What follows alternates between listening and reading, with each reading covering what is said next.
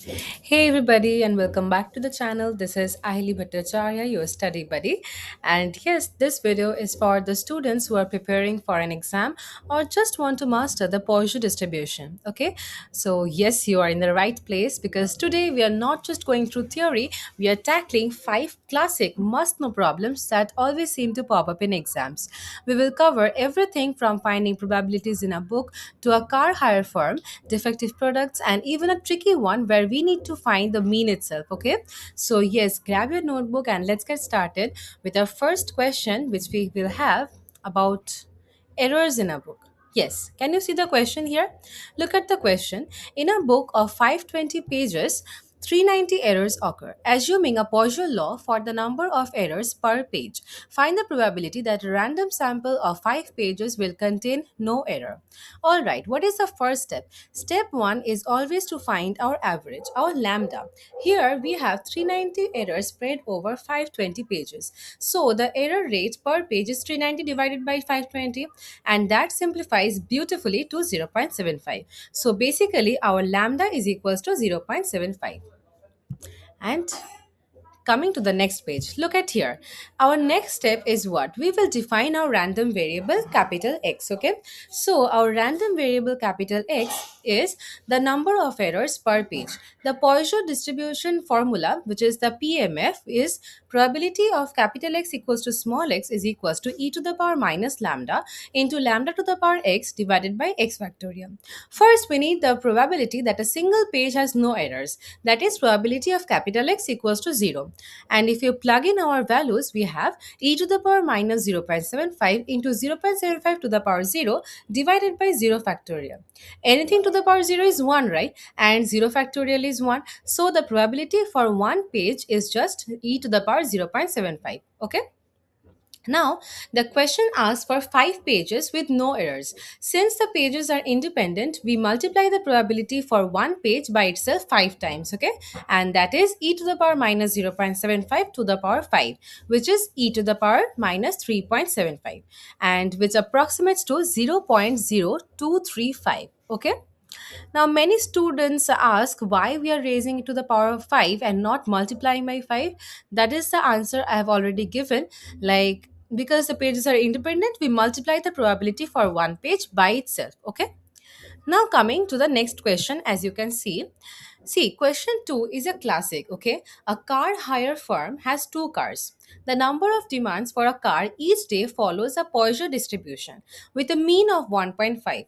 Calculate the probability number 1, neither car is used, number 2, some demand is refused, okay?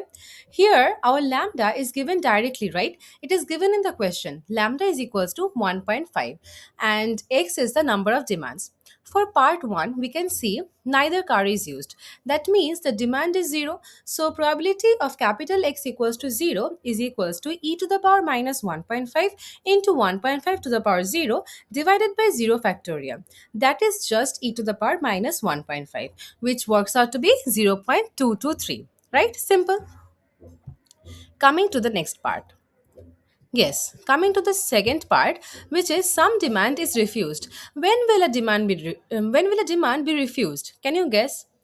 We have only two cars. So if there are more demands than cars, then our demand will be refused, right? So if we have two cars, our demand will be refused when x is greater than 2. So we want probability of x greater than 2. Now it is almost easier to use a complement for these type of questions, right? Because our demands can be any number, but we have only two cars, right? So for if we use the complement method here, which is x greater than 2, probability of x greater than 2 is the same as 1 minus the probability of x being 2 or less, right? So I have written here, see, 1 minus probability of x equals to 0 plus probability of x equals to 1 plus probability of x equals to 2. And if you further write down the PMF of these numbers, of the probability of x equals to 1, 2, and 3, 0, 1, and 2, then you will see that we can factor out that e to the power minus 1.5, right? And if you factor it out and simplify further, we will get the answer to be written 0.192. right? So basically, what does this mean? From this, what do we interpret? We can see that there is about a 19.2% chance that a demand will be refused on any given day. Now, coming to the next question. This question is a manufacturing problem. Look at the question here. A manufacturer of pins knows that 5% of his product is defective. He sells pins in boxes of 100 and guarantees that not more than 10 pins will be defective. What is the approximate probability that a box will fail to meet the guaranteed quality? Read the question very carefully, okay? From this, what do we understand? From understand the question. So, we have a box of 100 pins. The defective rate is 5%. Therefore, the average number of defective pins per box will be what? 5% of 100, right? Which is 5. So, our lambda is equals to 5 here. We define the x now, okay?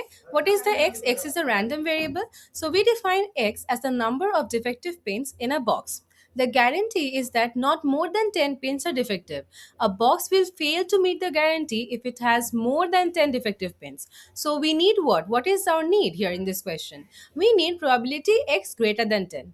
Again, we will use the complement method because there were 100 pins, right? And we need probability of x greater than 10. So there are a lot of numbers. In this particular type of question, we will use the complement. Okay?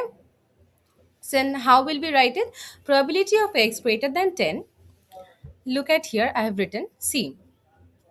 Probability of, not this part, wait. Yes, this part only. This is where I have written here. Yes, probability of x greater than 10. We will use this complement method and we get that 1 minus probability of x greater than equals to 10 is equals to 1 minus probability of x equals to 0 plus probability of x equals to 1 plus goes on till probability of x equals to 10. As you can see, I have not written the actual answer for this. Why? Because this is a very long sum. That is what I was trying to see there. Because this is a very long sum, and we will write it in this general form. Okay, it is 1 minus the sum from x is equals to 0 to 10, which is equals to 1 minus e to the power minus 5. In brackets, we have 1 plus 5 divided by 1 factorial plus 5 square divided by 2 factorial, and it will go on till 5 to the power 10 divided by 10 factorial. So in an exam, what will they give you? There will be given the values for e to the power minus 5 and the sum, or you would be expected to leave it in this form only. But this expectation is the answer. Okay. Now, coming to the next question. See, this next question is actually a teeny tiny similar to the first one. No, I mean, the previous one only, just now what we have solved, okay? Because here it asks for the number of boxes, not just the probability. So look at the question here. A manufacturer finds that 0.1% of bottles are defective. They are packed in boxes of 500. A drug manufacturer buys 100 boxes. Find how many boxes will contain first, no defective, second, at least two defectives. First, what was the step 1? Step 1 is to find the average per box. What is the average? 0.1% of 500, which is equals to zero point 0.5. So our lambda is equals to zero point 0.5. Now see, for part 1, the probability of no defectives in a box will be probability of x equals to 0, right? So it will be, coming to the next page, you can see it will probability of x equals to 0. So what will be the PMF for this one? It will be e to the power minus zero point 0.5 into zero point 0.5 to the power 0 divided by 0 factorial, which is equals to e to the power minus zero point 0.5. The value for e to the power minus zero point 0.5 is approximately 0.6065. Okay. Now see, the drug manufacturer buys 100 boxes. To find the expected number of boxes with no defectives, we will simply multiply the probability by the number of boxes. Okay. If you can see that,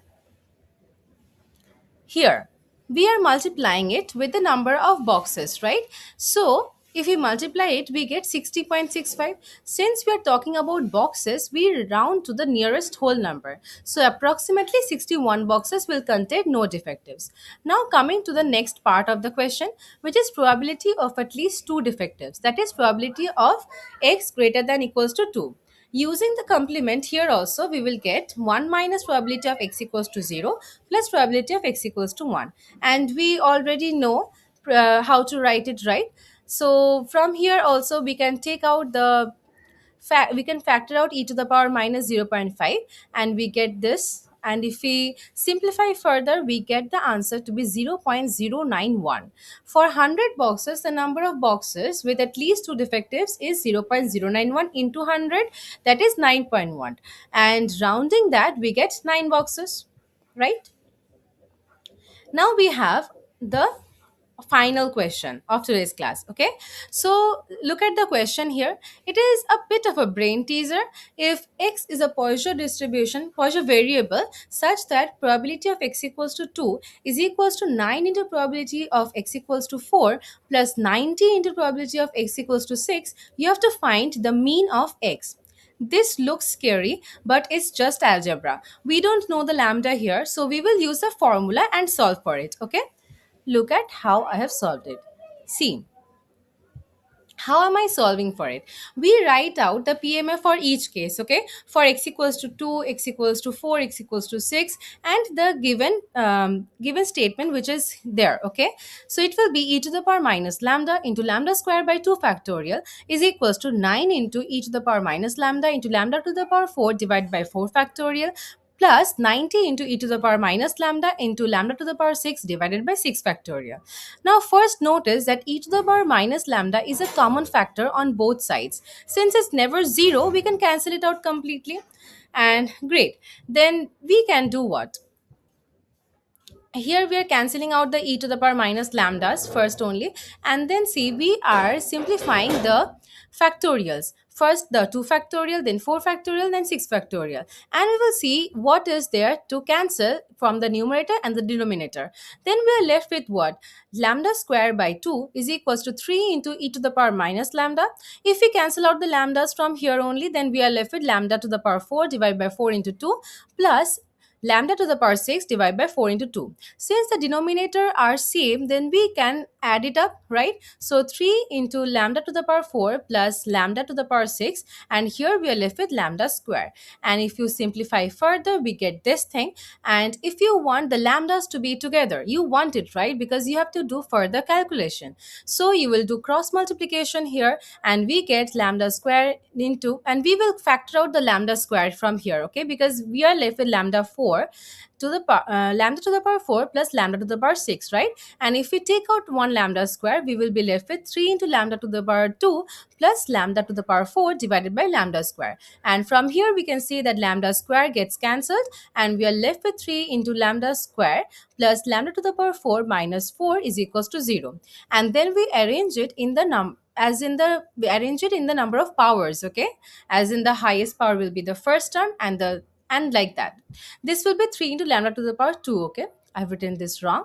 And see, for calculating this thing, we need to let lambda square be k.